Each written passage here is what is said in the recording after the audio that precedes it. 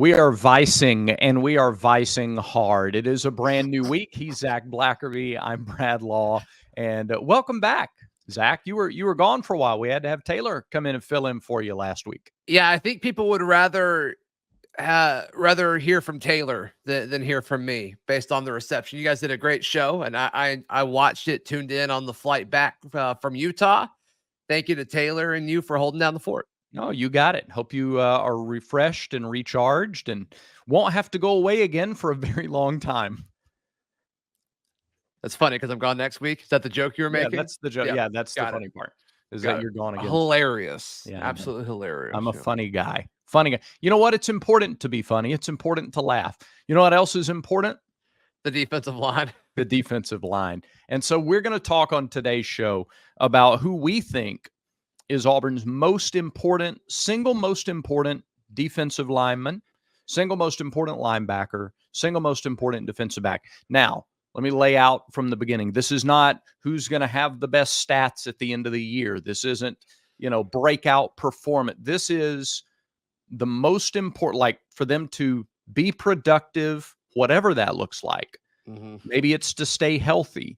Maybe it's for depth purposes. Like why we're going to talk about why we think they are the most important single player on the defensive line.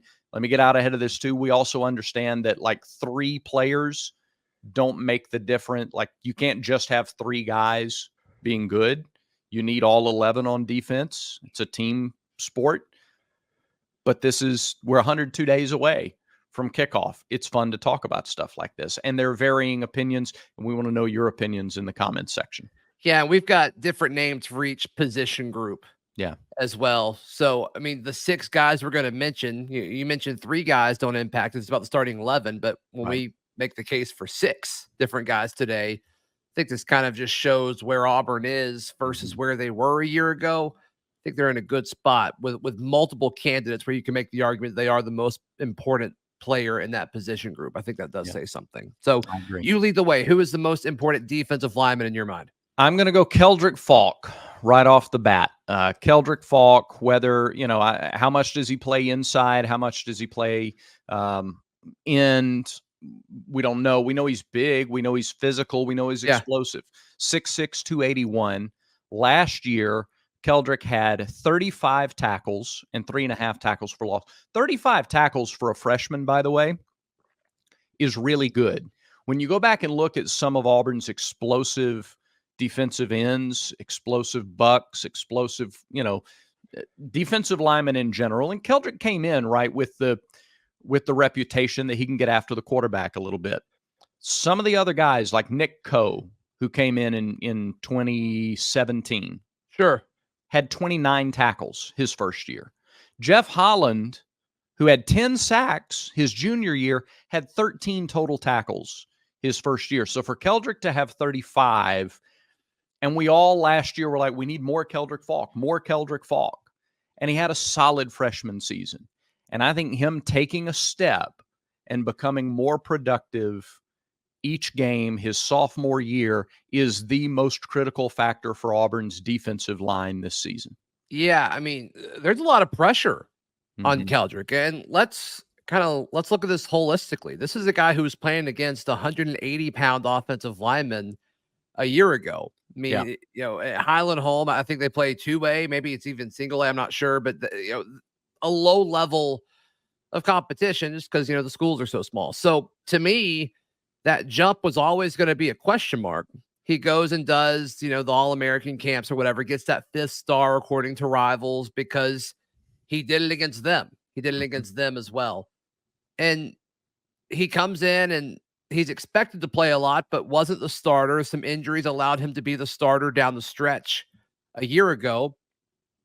To me, I think this is a great answer, Brad, because his improvement is mandatory for Auburn to achieve the goals that they want to achieve. It's not, man, it'd be great if Keldrick did take that next step. No, Keldrick has to take that next step.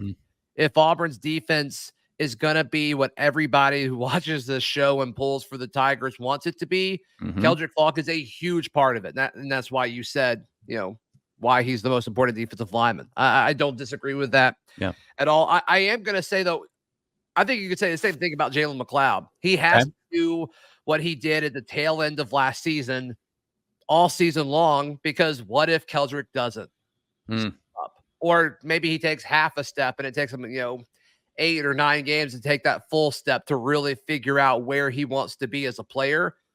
McLeod is, I think, a more proven commodity.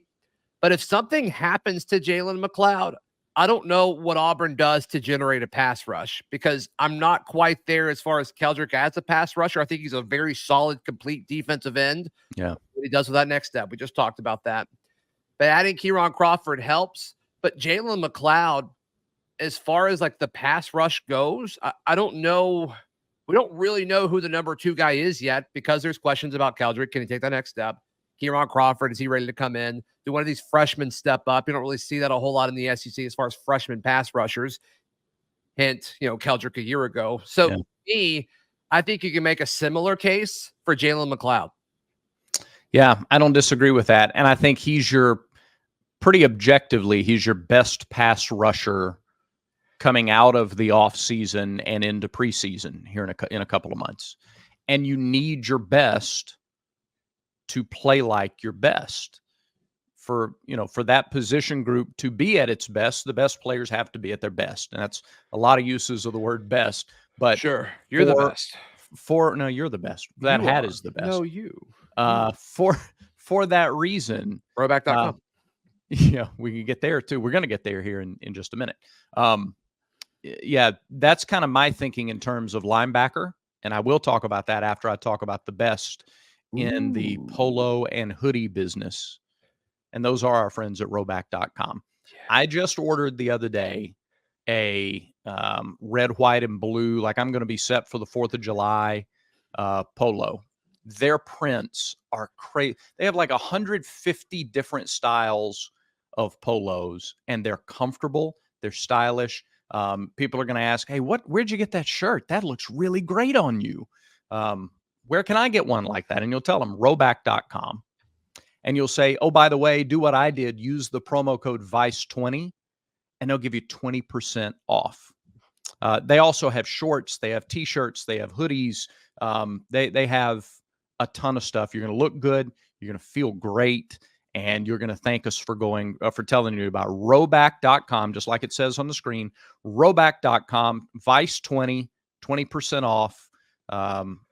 Yeah, check it out. You'll thank us later. Sweet.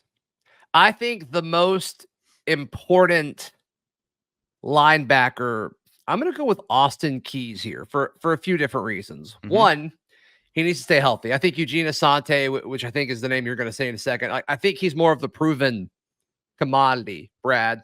He's the vocal leader, and I'm sure that's that angle you're going to go when you talk about Eugene in a second. So I won't say too much more. But I think when you look at Austin Keys, this is a guy who already played for DJ Durkin, knows what's expected, probably knows the scheme a little bit quicker than everybody else just because he's played in it. Nothing against anybody else. He's just played in it. Same with Isaiah Rakes, who's coming in. They've played for Durkin. They know what's expected of him. I also think when Keys kind of got healthy after having that issue early in the season, he surprised me in a positive way down the stretch. I didn't think we were going to get a whole lot out of him, or at least as much as we did, especially after that injury. And then he's out there, with that club on his hand, and he was able to make some plays. I think another year and maybe a more healthy version of Austin Keys, I think his impact could be getting overlooked a little bit this offseason. Yeah. No, I can absolutely make that case. Another year. It's not another year in the same defense, but it's another year in a defense that he is at least somewhat familiar with.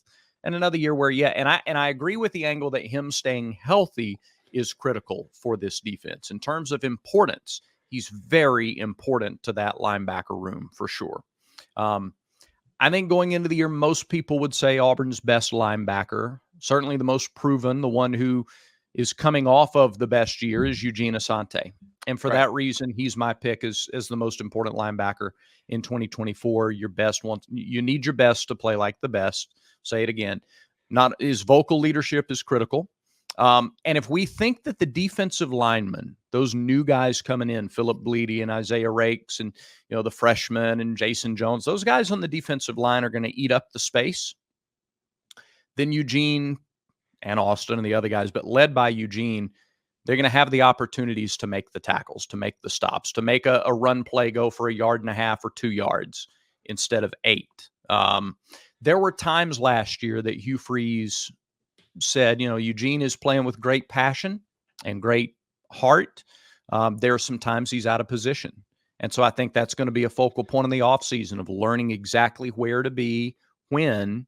And we saw the jump that Eugene made in his first season of really playing the pivotal role in the linebacking core. He got more snaps than he ever had, bigger role than he'd ever had.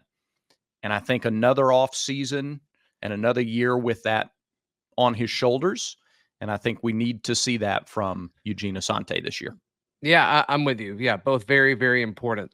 Yeah. And I think there's some other names in the linebacker room where you can make the case. I'm not going to today, but I think you could look and say some of these younger guys are like Robert Lewis from a depth standpoint. I don't think they're the most important guys in the room, but I think when you look at the future of this program, because all the guys we're talking about with these two and Mayusi, like they're going to be gone after this season, like the future of the program, you may look at a DeMarcus Riddick or somebody like that. But as far as most important this year, I mean, I think it's got to be one of those two guys that we mentioned.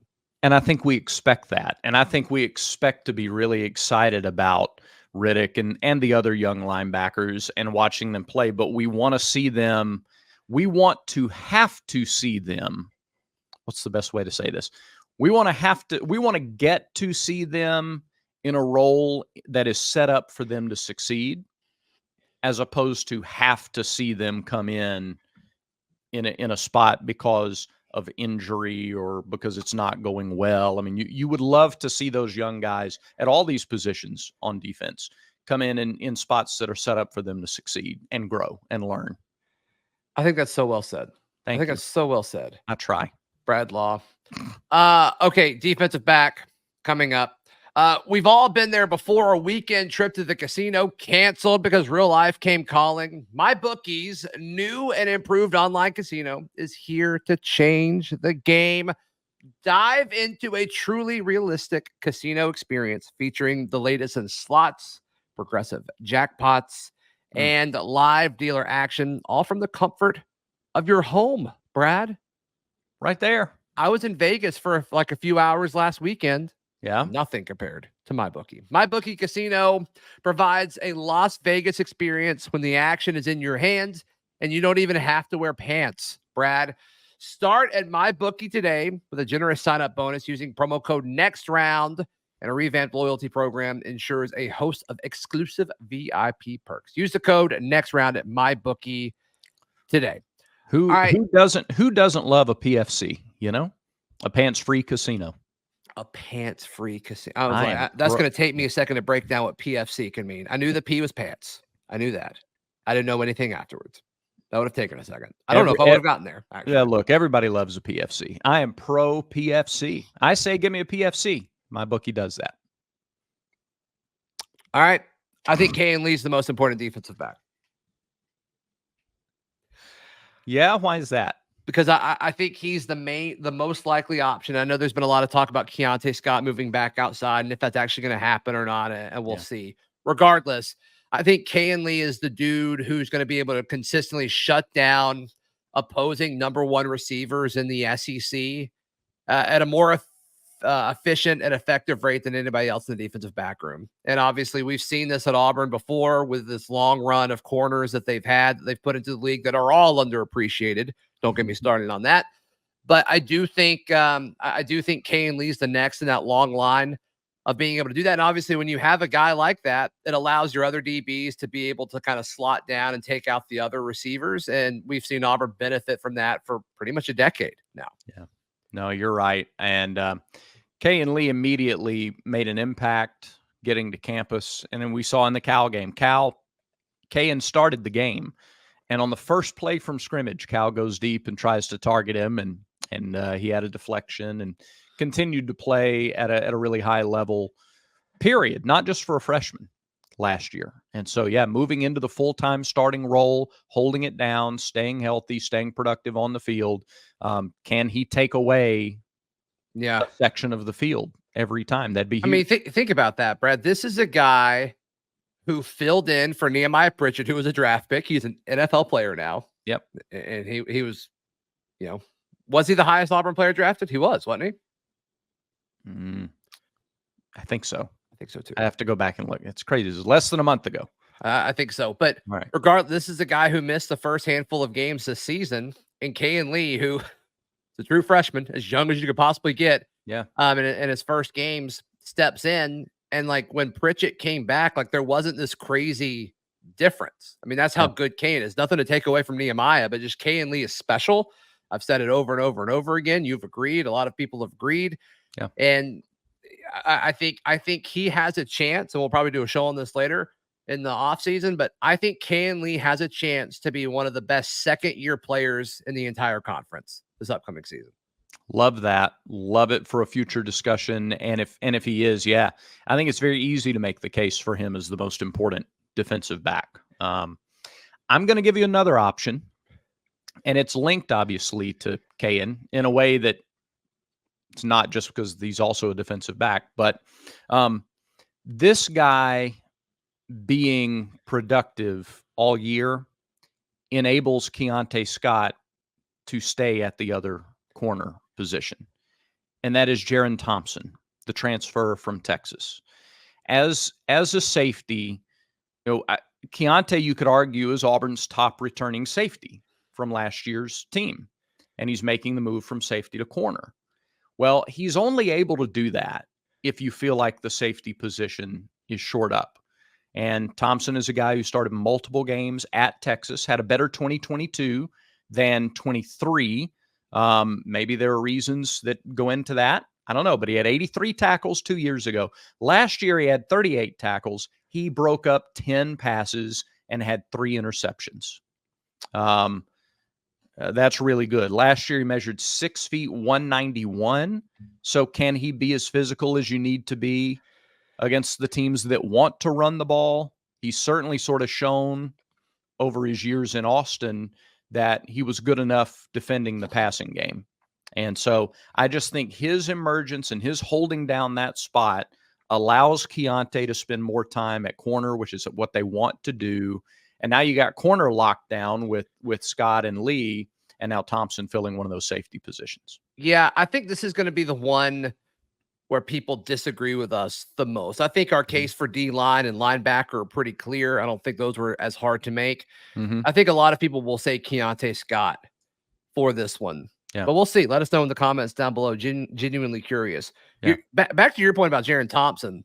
When Auburn landed his commitment in the portal, I talked to several folks that cover Texas and cover the Big 12 and knew a lot about what they did defensively.